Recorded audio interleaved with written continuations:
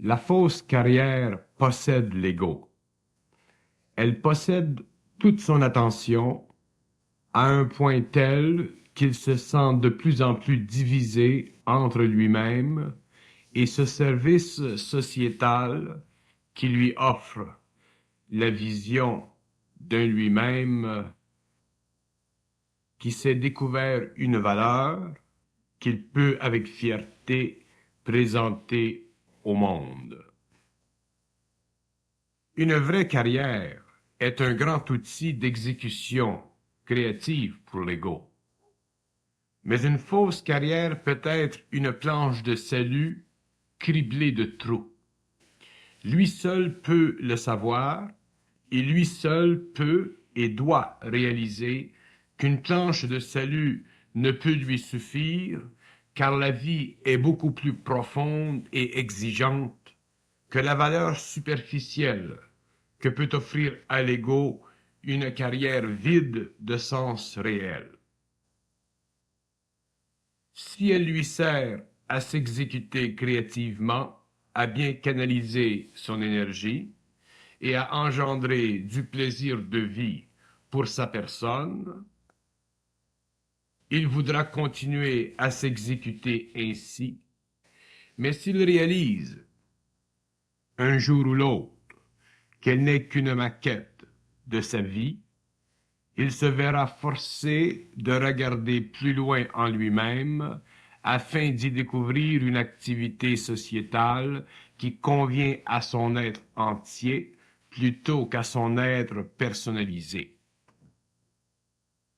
Beaucoup d'hommes souffrent de leur carrière et ne peuvent s'imaginer ou même contempler vivre en dehors de leur cadre rigide. Il est évident que pour un ego inconscient de l'intelligence en lui, la carrière représente une sécurité émotive et intellectuelle dont il a de besoin pour se donner un équilibre nécessaire et essentiel. Mais qu'arrive-t-il à ce même ego lorsqu'il commence à voir que cette fameuse carrière ne lui convient plus parce qu'il en a pressenti les aspects vides et incomplets? Doit-il alors continuer à la poursuivre ou doit-il se réorienter, c'est-à-dire regarder au fond de lui-même pour y trouver une activité qui convienne à ses besoins profonds et réels? L'ego est naturellement faible et sans vision réelle de lui-même, de sorte que tout détournement d'un point de vue et de vie qu'il a connu depuis plusieurs années engendre une inquiétude, un émoi, et l'ego a peur d'être troublé, car sa vie lui semble fragile. L'ego est lié à sa carrière de mille et une façons, mais le lien le plus puissant et le plus inavoué ou inavouable, c'est celui qui peut lui faire craindre de perdre quelque chose lié à des décisions passées. Pour que l'ego ne regrette pas son passé, sa carrière, il doit être suffisamment puissant dans l'intelligence pour forcer dans sa vie le passage d'une idée mentale et sans émotivité qui n'est pas conditionnée par lui, mais canalisée à travers lui par l'intelligence créative et supramentale. Lorsque l'ego comprend enfin que sa fausse carrière fait aussi partie de son plan de vie et non de sa vie réelle, il commence à comprendre que la vie, pour être bien vécue, doit être connue et réalisée sans sentiment. Elle doit être l'expression spontanée de son intelligence.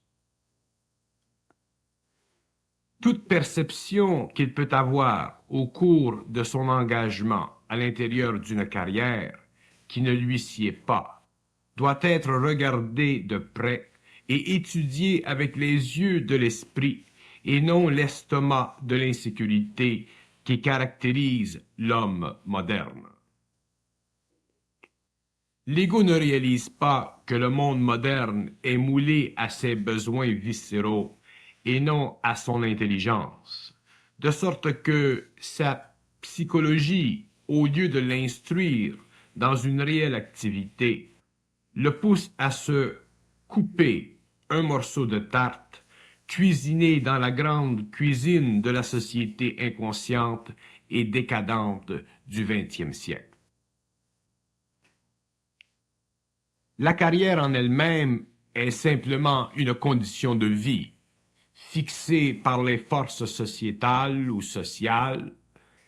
Elle n'est pas nécessairement la réalité, réalisée de par l'intelligence réelle de l'ego, sa conscience créative.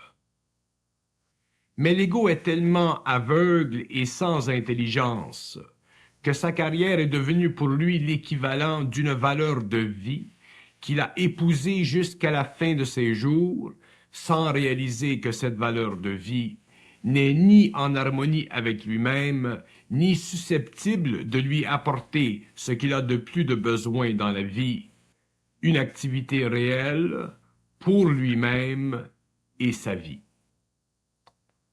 Au contraire, cette fausse carrière est tellement présente dans sa vie qu'il ne peut s'imaginer vivre sans elle, un peu comme un homme ou une femme en mal d'amour ne peut s'imaginer vivre sans sa femme ou son homme. Et pourtant, les statistiques nous démontrent bien le contraire. La carrière est bonne et fructueuse pour l'homme et son esprit si elle lui permet de réaliser, de se réaliser. Autrement dit, une carrière doit être réelle et faire partie intégrale de la vie créative de l'ego, sinon elle n'est qu'une maquette que la vie peut facilement écraser lorsque les conditions sociales changent et ne permettent plus que la carrière remplisse son rôle de sécurité factice. La carrière de l'ego doit consister en deux aspects fondamentaux. Premièrement, elle doit être ce qu'il sent le plus, et secondairement, ce qu'il aime le plus.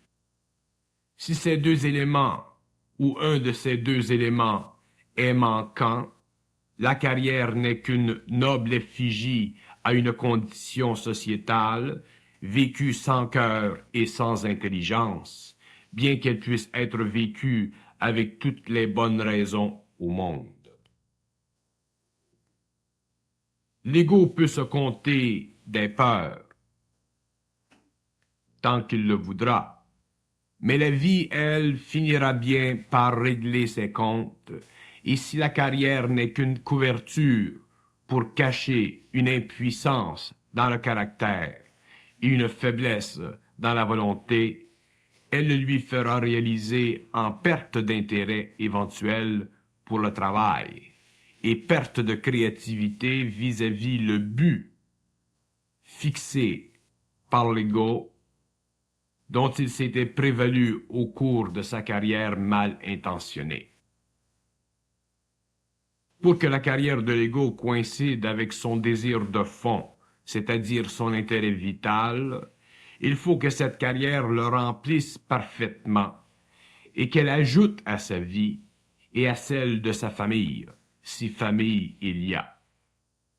Si elle enlève à sa famille, si elle enlève à sa vie, ce n'est plus une carrière, mais un esclavage, et là où il n'y a plus de paix, il ne peut y avoir de joie.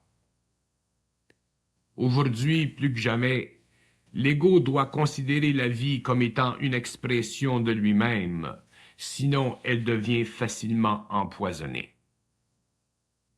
Mais l'ego ne voit pas toujours le danger qui menace sa vie et cherche plutôt des palliatifs pour assurer la continuité du statu quo, plutôt qu'une vision, un face-à-face avec l'insécurité inévitable qu'il ne veut pas voir ou regarder de front. Tant que l'ego ne s'est pas abruti au point d'en perdre la santé morale, sinon la santé physique, la carrière sera le dernier des ponts qu'il voudra brûler. Car pour lui, un pont est un pont, même si sa structure est pourrie. Tant qu'il le voit, il risquera de passer dessus. L'ego est aveugle de nature et la carrière est et sera pour lui toujours une paire de lunettes à travers laquelle il aura toujours l'impression de voir quelque chose de véritable. Mais il faut du caractère pour admettre qu'à travers des lunettes, on a tout de même la vue faible. La carrière est une forme de travail qui tente, de par sa vertu sociétale, de faire croire à l'ego qu'il vaut quelque chose, mais en fait, il ne vaut rien. Si sa carrière n'est pas ce qu'elle doit lui offrir, c'est-à-dire créativité, paix et joie de travailler. Si la carrière est un combat entre lui-même et ce qu'il voudrait faire réellement, déjà elle est sans utilité réelle pour lui, bien qu'elle puisse lui rendre le service d'une sécurité temporaire quelconque. Mais cette fausse sécurité n'est assurée que par la disponibilité qu'offre la société à sa carrière, et cette sécurité n'est pas du tout limitée à une carrière. Elle est plutôt l'appât qui le lie au corridor étroit d'une vie monotone et sans fond. Quelle que soit la valeur de la fausse carrière sociétalement parlant, elle ne peut donner à l'ego qu'un reflet de ce qu'il a de besoin, et ce reflet peut s'amenuiser avec les années. Que lui reste donc? Rien. Ce n'est pas la carrière qui doit remplir l'être de quelque chose de réel, mais l'être qui doit faire vibrer sa personnalité et lui donner une fonction créative et personnalisée que l'on appelle intérêt vital ou carrière réelle. Cette carrière doit réfléchir sa vraie personnalité et non la diminuer jusqu'à l'éteindre. Plus l'homme évolue vers la conscience supramentale, moins le concept d'une carrière peut l'enivrer, car il devient de plus en plus autonome vis-à-vis lui-même et la vie sociale, de sorte que la carrière en tant que telle que dictée socialement, a de moins en moins d'emprise sur lui. Avec le temps et l'évolution, ce même homme se trouvera devant un fait nouveau qu'il n'avait jamais connu auparavant, celui d'une véritable identité, et cette identité n'aura plus besoin d'un support psychosocial qui est devenu la fausse carrière, car l'ego conscientisé connaît ses besoins internes et va directement au but afin de se les faire prévaloir. Il fera ce qu'il sent et sait nécessaire sur le plan travail, mais rien n'indique que ce sera dans la direction d'une carrière socialement conditionnée telle qu'il l'avait auparavant vécue et cru nécessaire. L'ego qui se conscientise s'aperçoit que la carrière le lie à un système socio-économique et politique inconscient, et cette liaison devient de plus en plus irréelle pour lui.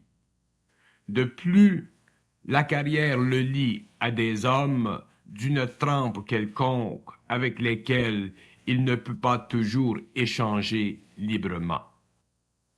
Il faut faire une nette distinction entre la fausse carrière et le travail. Le travail est une activité qui correspond à la vie matérielle de l'homme. Il ne convient pas au travail d'être qualifié de bon ou de mauvais. Le travail est toujours nécessaire car il convient à la vie de l'homme. Par contre, la carrière ne convient pas toujours à la vie de l'homme. Souvent de fois, la carrière bloque l'individu, lui coupe les ailes de la vie et l'empêche d'être lui-même à cause des forces sociales qui le compriment à l'intérieur de cette forme, à l'intérieur de ce cadre. L'homme est un être qui va de plus en plus vers la liberté réelle. Et la fausse carrière le retarde à cause de la fiction qu'elle crée dans son esprit, dans l'esprit de celui qui en est épris et parfois aveuglé. La carrière, tant que l'homme la comprend et la voit sous son vrai jour, demeure pour lui une grande amie. Mais dès qu'elle commence à vouloir le posséder, il vaut mieux pour cet homme de vivre seul, avec un travail plus humble, mais plus réel. La carrière peut facilement empoisonner la vie si elle ne convient pas réellement à l'ego. Mais le travail, lui, permet de canaliser son énergie. Que la différence entre le travail et la carrière soit bien établie et comprise par l'ego qui se conscientise, va de soi. Puisque l'homme devra encore pendant un certain nombre d'années s'occuper à s'octroyer le nécessaire à la vie matérielle. Sa conscience supramentale n'annule pas la valeur de la carrière, mais empêche l'homme d'y être aveuglément rattaché, car elle le prédispose à d'autres possibilités d'expérience qui coïncident avec son évolution. C'est pourquoi l'ego qui se conscientise ne peut plus fonder sa sécurité psychologique sur la carrière. Il doit alors se trouver un travail, se tourner vers un travail qui lui convient selon la sensibilité nouvelle que lui donne la conscience supramentale. Il est alors dégagé de tout ce qui tend à le renfermer dans une forme qui sert de fausse sécurité et qui emploie ses énergies à le lier à l'inconscience sociale, plutôt qu'à le libérer de cette force totalement opposée au développement de son intelligence réelle.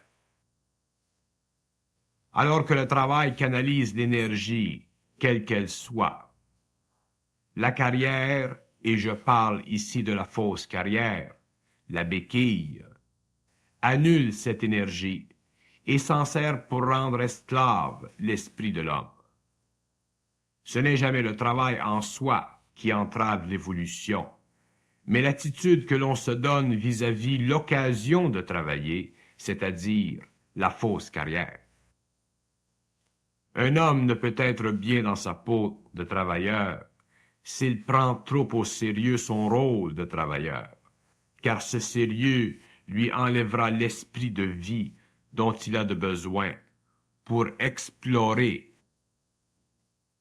les différentes couches d'expérience qui se situent en dehors de l'activité du travail. À l'intérieur du travail, il s'assure une sécurité matérielle. Et à l'extérieur du travail, il doit vivre de son esprit afin de goûter de la vie et de mesurer son rapport avec elle. Mais s'il est trop sérieux dans le travail, ce travail lui vole de l'esprit et il en souffre lorsqu'il sort de l'atelier car il n'a plus d'esprit pour goûter de la vie.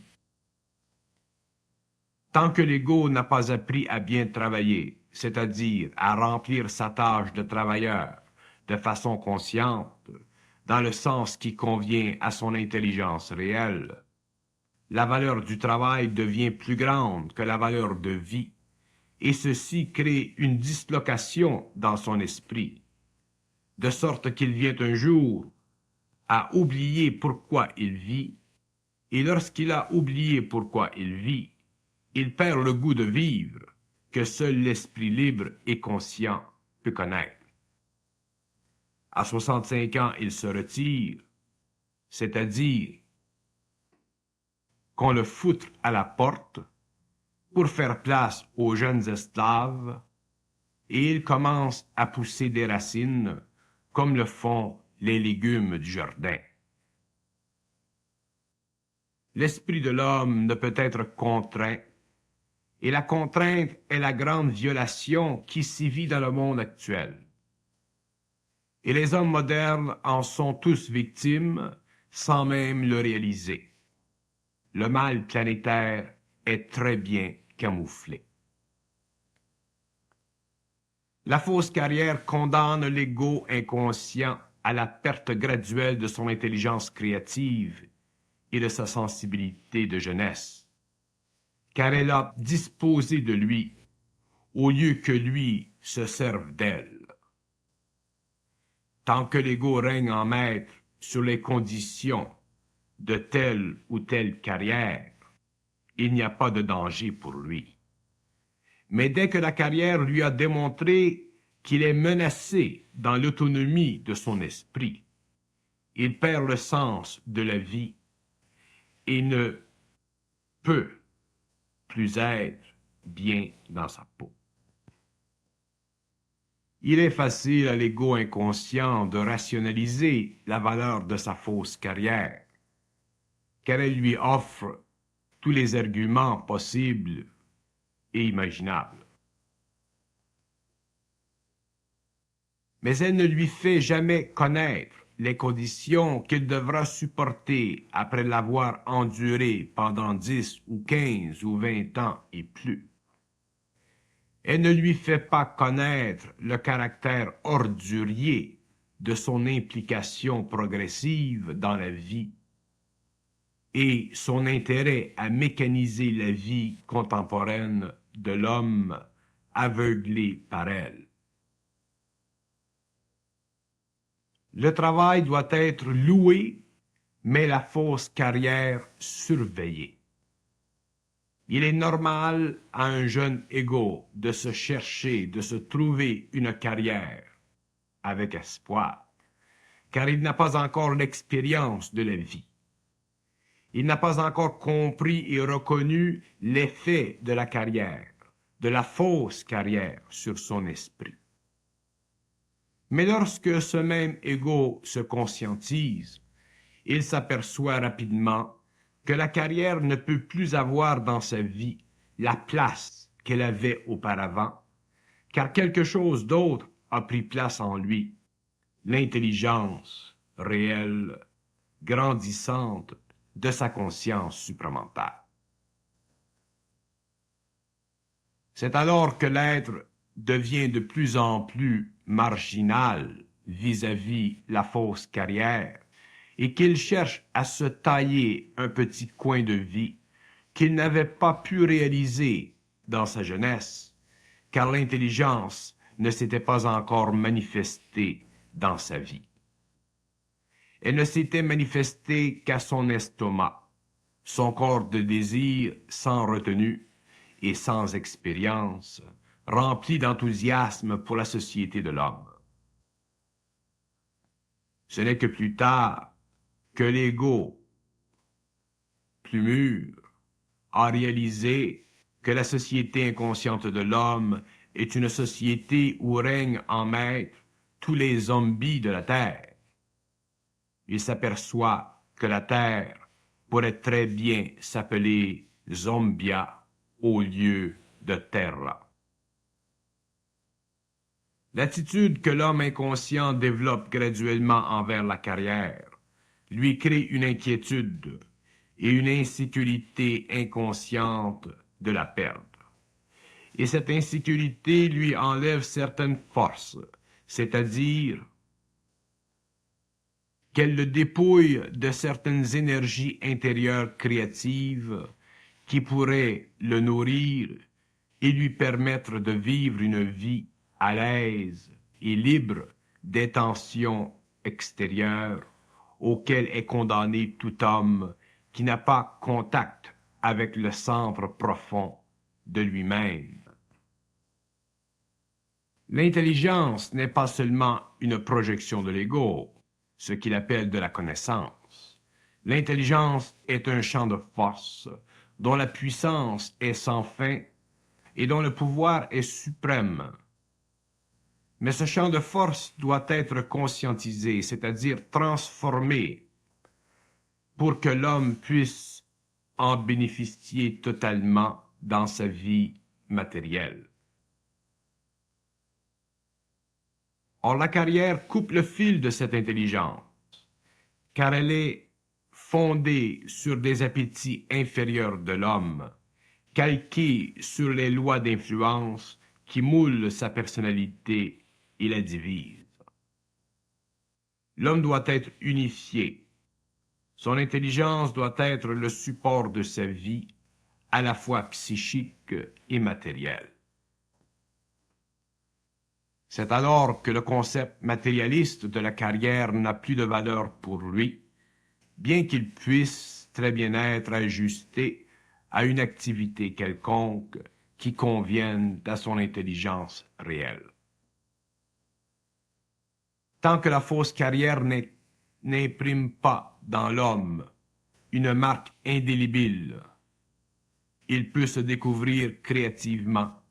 Son intelligence réelle peut progressivement s'affirmer et diriger son activité matérielle et psychique. Mais si l'impression de la carrière est trop forte, l'ego se sentira insécurisé par l'activité de l'intelligence et ne voudra pas lâcher prise. C'est alors qu'il trahira sa vraie nature et ne pourra entrer dans la conscience supramentale. Tout se tient dans la vie consciente. L'homme ne peut pas être conscient ici et inconscient là. Il ne peut trafiquer comme bon il lui semble. Il doit prendre des décisions et ces décisions doivent lui venir de l'intelligence. Et s'il suit le parcours dicté par l'intelligence, il découvrira éventuellement qu'elle le mène là où il peut le mieux vivre. Mais l'intelligence pour l'homme est encore un mystère. Il aperçoit de temps à autre par intuition, mais il ne la vit pas de façon permanente, de sorte qu'il est normal pour lui de vivre d'une fausse carrière. Mais s'il doit un jour entrer dans ce champ de force qu'est l'intelligence supramentale, il ne pourra continuer pendant trop longtemps à vivre sous le parapluie de la fausse carrière, car l'intelligence le poussera inévitablement hors du grand cirque. Quelle activité sociale de l'homme inconscient, car ce cirque ne peut être en harmonie avec l'ego lorsque l'intelligence a suffisamment éveillé en lui sa nature occulte, sa nature réelle. La fausse carrière semble utile et nécessaire à l'homme tant qu'il n'a pas été touché par la force pénétrante de son intelligence réelle.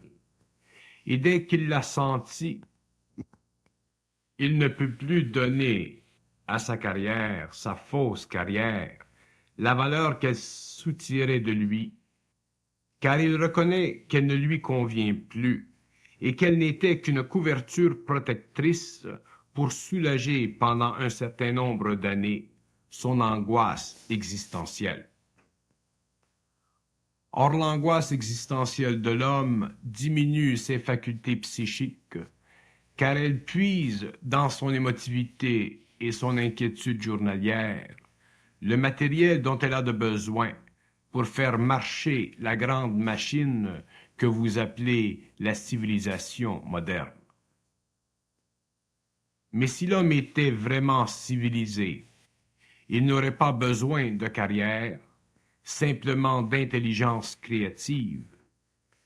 Et c'est cette force qui créerait la civilisation, et l'homme en serait plutôt le canal que le panache.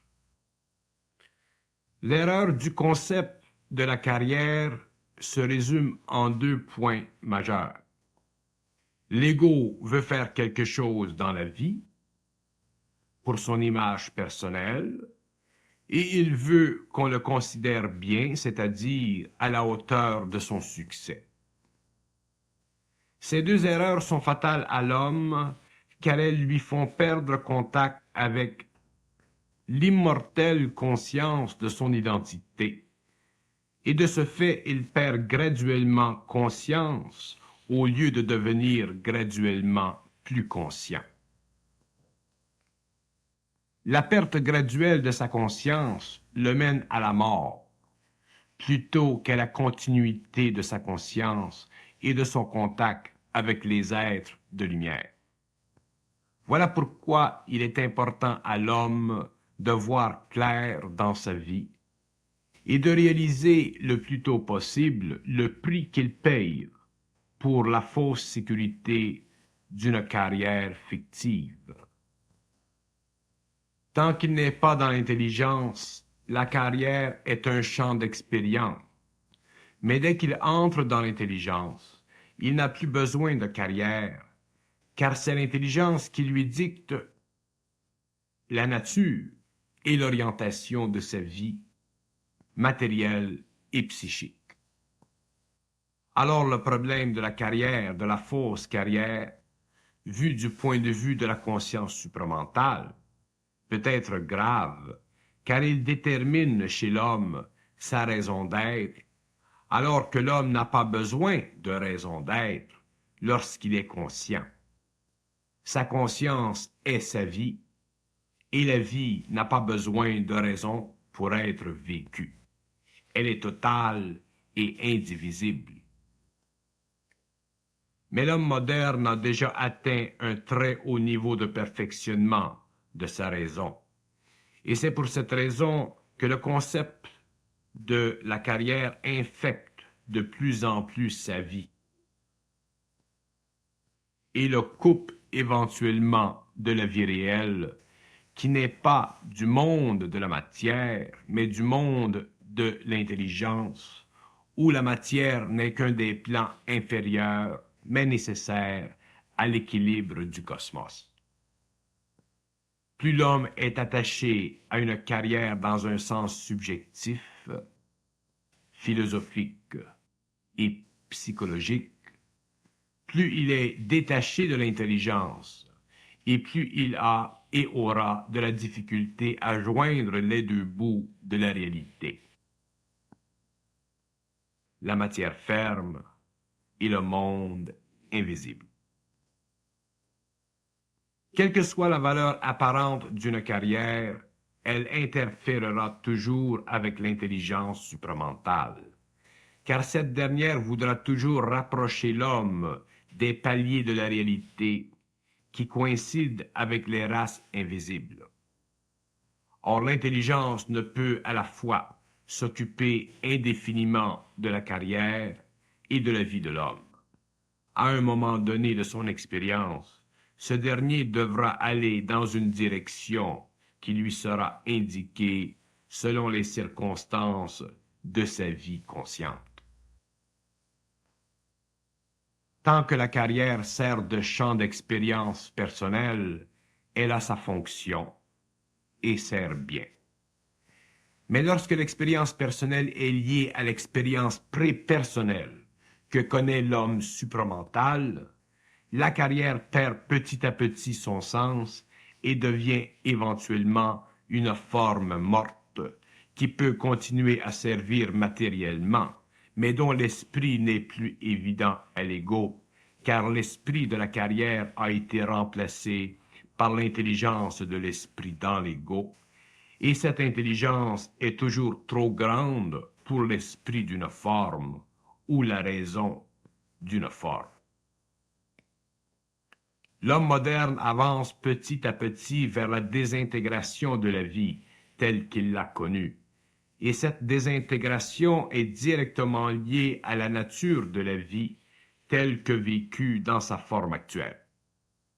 Ceux qui vont vers l'intelligence supramentale reconnaîtront sans difficulté la nécessité de sortir des modes de vie qui conviennent à une civilisation qui s'éteint et qui renaîtra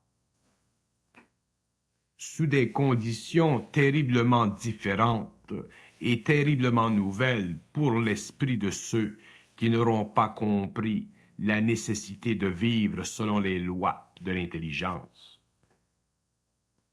La conscience supramentale sera le seul recours qu'aura l'homme face aux événements de fin de cycle.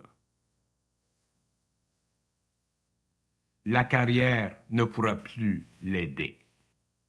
Et tant que l'homme donnera trop d'attention à sa carrière et trop peu au développement de son intelligence réelle, il risquera de perdre contact avec les événements qui le projetteront au-delà de l'ère du poisson. L'ère du Verseau sera l'ère de l'intelligence et de la haute science mondiale, de sorte que l'homme retournera à la source de lui-même et comprendra les grands desseins dont il fait partie intégrale. Les 20 prochaines années seront décisives pour l'humanité et tous ceux qui s'acheminent vers cette époque où doit s'ouvrir le grand rideau d'effroi ne peuvent se permettre une trop large dépense de leurs énergies au service d'une fausse carrière qui ne constitue en fait aucune sécurité réelle pour aucun homme.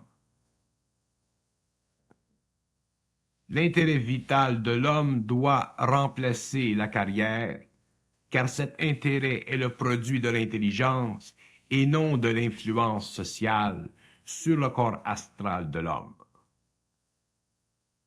L'homme ne peut plus s'accommoder de l'extérieur, mais totalement de l'intérieur. Non pas dans un sens spirituel, mais dans un sens de l'intelligence de l'esprit. C'est pourquoi la carrière ne peut plus servir de point de référence pour l'homme nouveau, car elle ne le servira plus.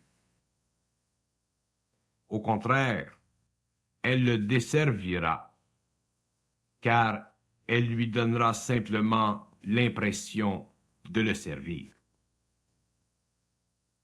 Mais c'est à lui de reconnaître cette impression et de voir à travers le jeu.